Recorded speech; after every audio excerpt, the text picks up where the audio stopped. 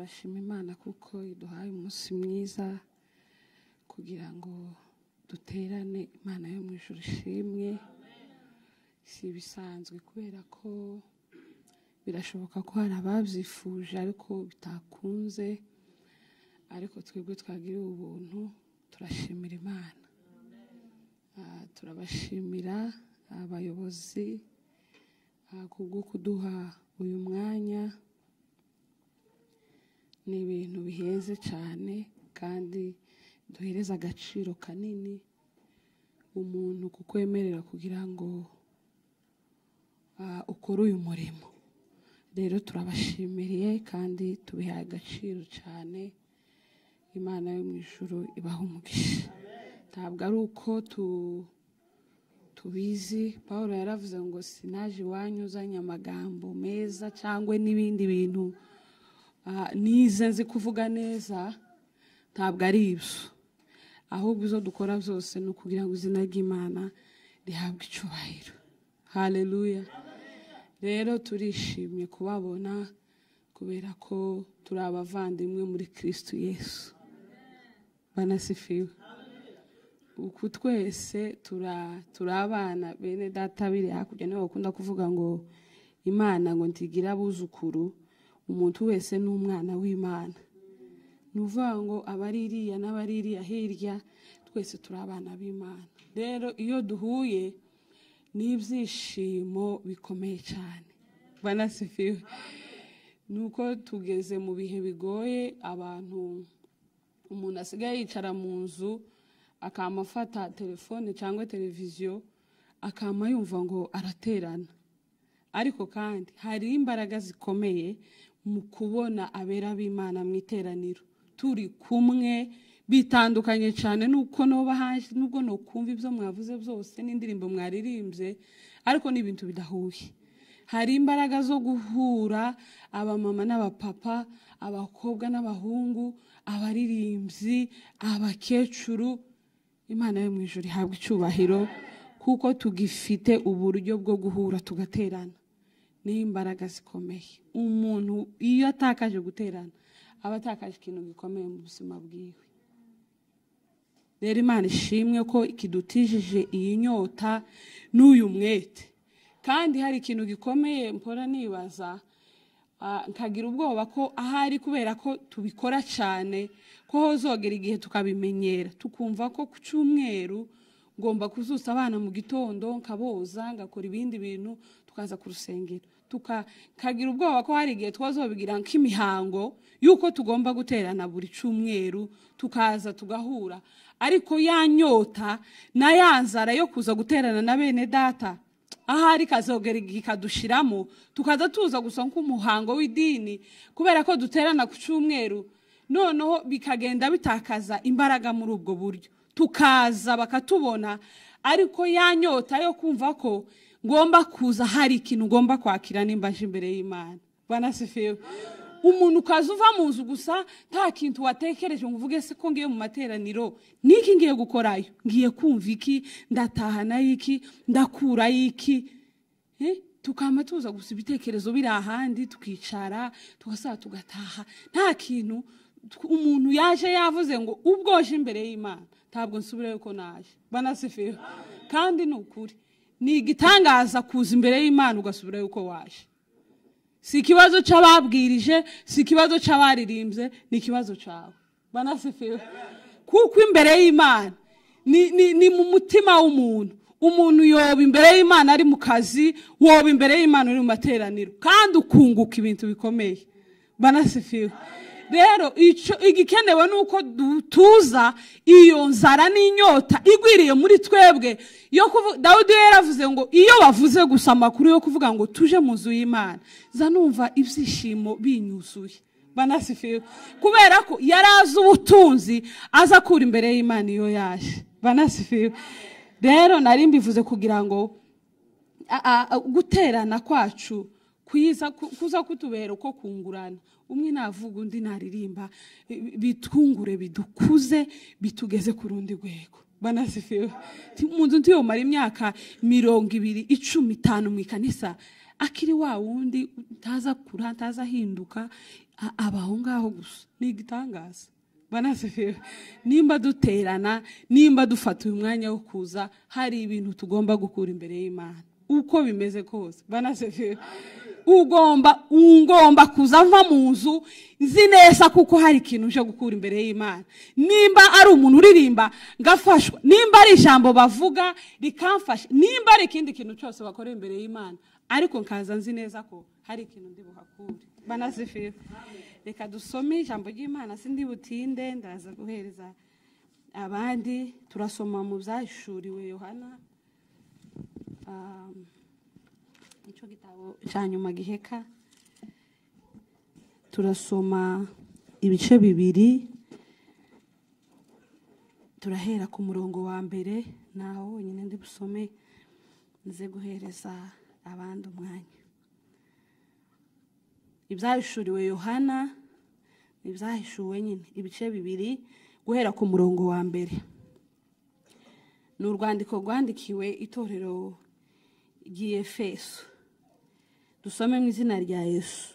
Wandikire marayika w'itorero ryo muri Efeso uti: ufashe inyenyeri indwi mu kuboko kw'iburyo, akagendera hagati y'ibitereko by'amatabaza birindwi by'izahabu, aravuga aya magambo ati: z'imirimo yawe n'umuhati wawe no kwihangana kwawe, kandi zi yuko utabasha kwihanganira abanyangeso mbi, nuko wagenzuye abiyita intumwa kandi atari zo, ukabona ko ari abanyabinyoma, uzi kwihangana kandi warenganirijwe izina ryanje ntiwacogora. Kane, ariko rero mfite ico nkugaya, nuko waretse urukundo rwawe Rwambere. Gatanu, nuko ibukaho wavuye ukagwa, wihane ukora imirimo nk'iya mbere, kuko nutabikora nzaza aho uri kuri igitereko cy'itabaza cawe ahacu nutihana. Gatandatu, ariko rero ufite icyo ngushimira, nuko wanga imirimo y'abanikolati iyo naje nanga. Karindwi, ufite ugutwi niyumve iby'umwuka abwira amatorero. Unesha zamuha kurya ku mbuto z'igiti cy'ubugingo kiri muri paradizo y'Imana. Amen.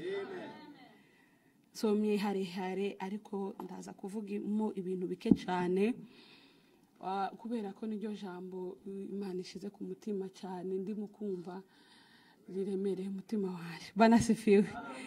Iki gitabo ndagikunda cyane, kandi cyane nkunda bino bice bya mbere. Igihe Yohana yahishuriwe zino zandiko zo kugenda yandikira amatorero, yagiye abandikira ibintu byinshi bitandukanye, kandi buriya nasanze iyo mbigereranyije n'iki gihe natwe nza nyumva turimo. Banasifiwe. Noneho natekereje ko nza kuvuga kuri uru rwandiko yandikiye itorero ry'Efeso, ariko ndi butinde ku kantu yababwiye ngo icyo mbagaye. Banasifiwe. Icyo nicyo tugiye kuganira.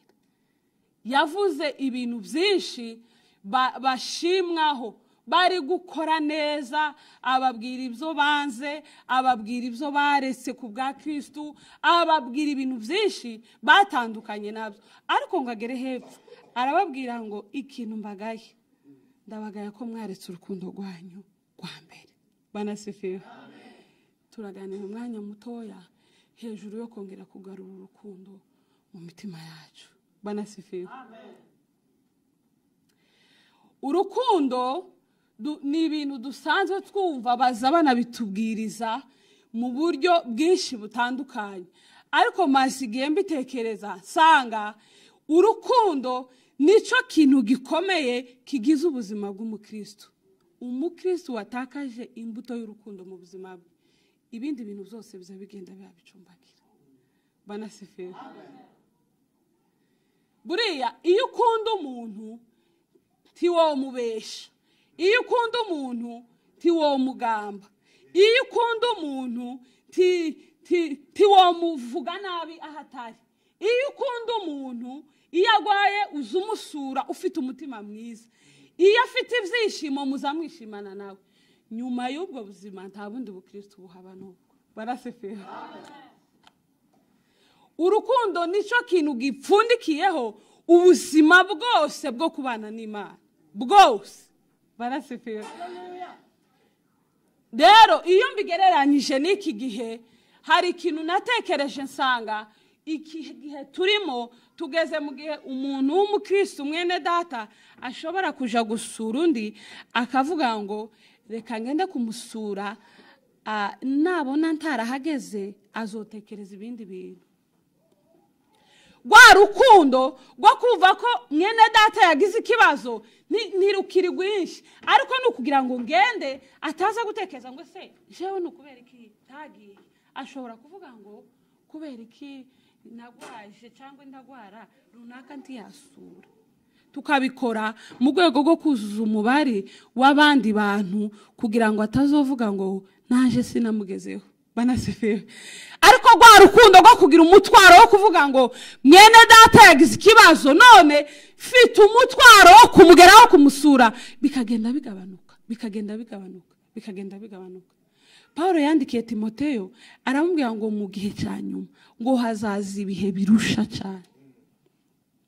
Ngo kandi ikintu gikomeye yamubwiye ngo urukundo rwa benshi ruzakonja. Banasefera. Urukundo rwa benshi ruzakonja, rukonje. Banasefera. Aho niho ibintu zose bizopfira. Banasefera. Urukundo nirukonja abantu bazirarira. Aho gukunda Imana abantu bazikunda ubwabo. Aho gukunda mugenzi wabo umuntu azikunda wenyine. Umuntu wese azabanyamwigendaho, azabona ikintu cyose abona ari ice, azayumva ikintu cyose yumva ari ice, azabona ikintu cyiza yumva ari we kibereye, nabona ikintu cyiza yumva ari we kubereye, nabona ikintu kibi yumve ko kigomba kuba ku wundi muntu. Barasefera. Ico ni ikintu gikomeye tutagomba gutakaza nk'abakristo babaje mu ijuru. Banasefera. Paulo yaravuze ngo nubwo nutanga ibyanje byose ngo naje nkitanga kugira ngo bantwike, aravuga ngo ariko ndafite urukundo n'ubusa. Banasefera. Nimba imbuto y'urukundo itakaye mu bakristo, muzamutekereza ko abantu bari hanze bazomera gute?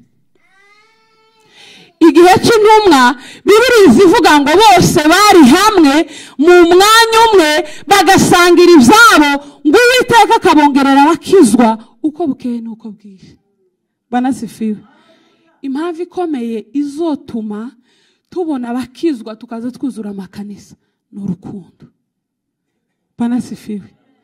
Abantu bari hanze ikintu kimwe gusa bakeneye urukundo. Imbuto ikomeye abantu bari hanze bazotubonaho ikabazana mu nzu y'Imana ni urukundo rwonyine. Banasefera.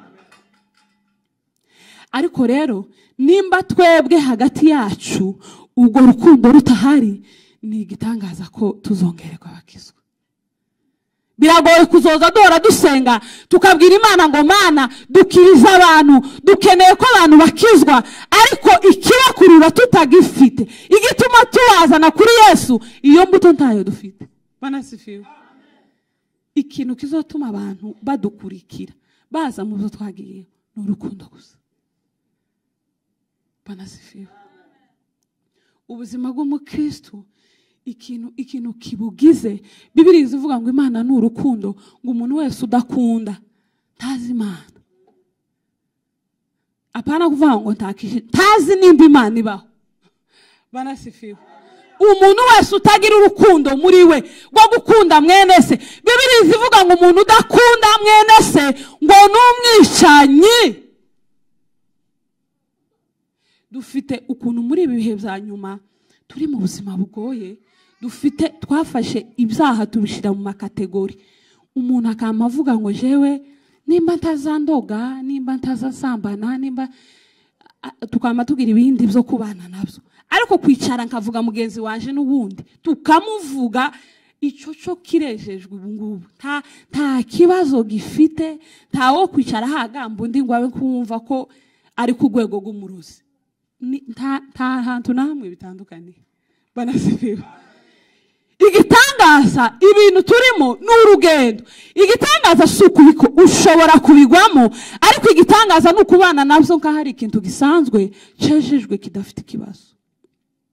Gifite ikibazo kimwe n'umurozi. Nimba birivuga ngo umuntu wanga mwene se n'umwicanyi, umurozi azakora iki? Tibaza banicana kwanza nti umurozi ntiyo kwica umuntu. Banasifiwe. Umuntu wanga mwene se atana bimubwiye, ubwo rwango ruri mu mutima iyo umuntu atabasha kubona, agereranwa kimwe n'umwicanyi. Tidukeneye ko abantu bamenya iby'inyuma. Dufite ikibazo cyo gutunganya ahagaragara ariko ahatagaragara habuze. Banasifiwe. Dukeneye ko abantu babona ko inyuma tuzi gukora ibintu neza, tuzi kubipanga neza, ariko imbere iri abantu batabona habuze. Banasifiwe. Urukundo ni imbuto ikomeye. Umukristo yatakaje urukundo ntaba ari kumwe n'Imana.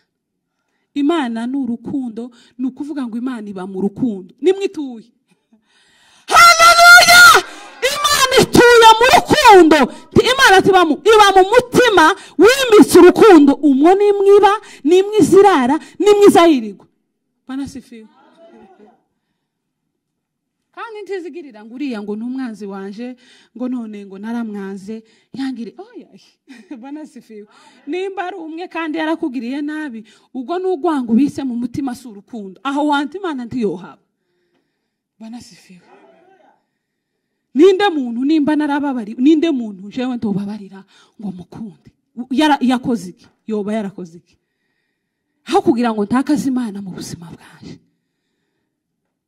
Ni gute abakristo turi mu kugenda urukundo rwarataka. Umuntu kanga mwene se bavukana gutya hafi. Banasifiwe. Tureke abandi bakure gutya bavukana gutya hafi, ukaza wumva ugira nko ugwango mu mutima. Banasifiwe. Twimure imbuto zose Imana itateye mu bugingo bwacu. Twimike imbuto y'urukundo. Kandi mureke mbabwire birashoboka. Iyo uzi ko wababariwe, biroroshe ko ubabarira abandi. Iyo uzi ko wakunzwe n'Imana, biroroshe ko ukunda abandi bantu. Banasifiwe. Tuzadutekereza gute ko twokunda Imana tudakunda abantu? Ntibishoboka. Titwoza tunezerererwa Imana kaza numva ngo je nukuri kunda Imana kandi ndayikunda, ariko zanyama nirebera mu bantu. Nukuri aho niho zanama ndeba abantu bose nkavuga ngo urukundo rwo gukunda Imana ngomba kurupimira muri aba bantu bose. Aba nabari hano n'abandi nzi n'abandi tuvukana n'abandi, aho niho ngomba gupimira urukundo gukunda Imana. Banasifiwe.